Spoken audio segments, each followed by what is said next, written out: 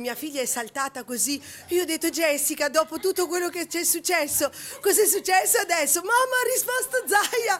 Insomma è stata felice perché è lei che mi gestisce Instagram, io non sono una che seguo Facebook, Instagram. Il soffitto puntellato, la vetrata distrutta, un pezzo di muro sventrato, la porta danneggiata, ma nonostante tutto questo il Frida Tosca non ha perso il sorriso. Con la collega Eleonora si è rimboccata le maniche da riaperto il negozio di ortofrutta in Viale Luzzati, devastato dall'auto dei giostrai in fuga una settimana fa.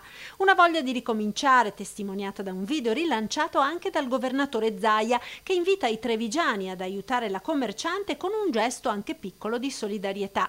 Ed il sostegno è arrivato, una banca ha messo a disposizione gratuitamente un conto corrente e le donazioni cominciano ad arrivare. Io sinceramente non ho neanche avuto tempo di andare a vedere se qualcuno ha versato, ma io so che hanno versato perché c'è gente che ce lo dice in tutte le forme. E noi ci siamo, stiamo cercando insomma di sopravvivere. E così Elfrida va avanti con l'immancabile sorriso e la voglia di tornare alla normalità, anche se al posto della vetrina ora c'è un pannello di legno. Ma c'è modo di rendere carino anche questo con un bel murales. L'ho voluto rallegrare, no?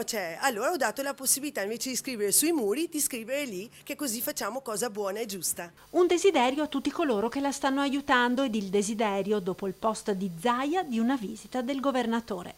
Contentissima, gli offro i prodotti miei, i prodotti dell'orto di Elfrida, tagliati, preparati, che così li assaggiamo fuori nel mio parcheggio, super accogliente.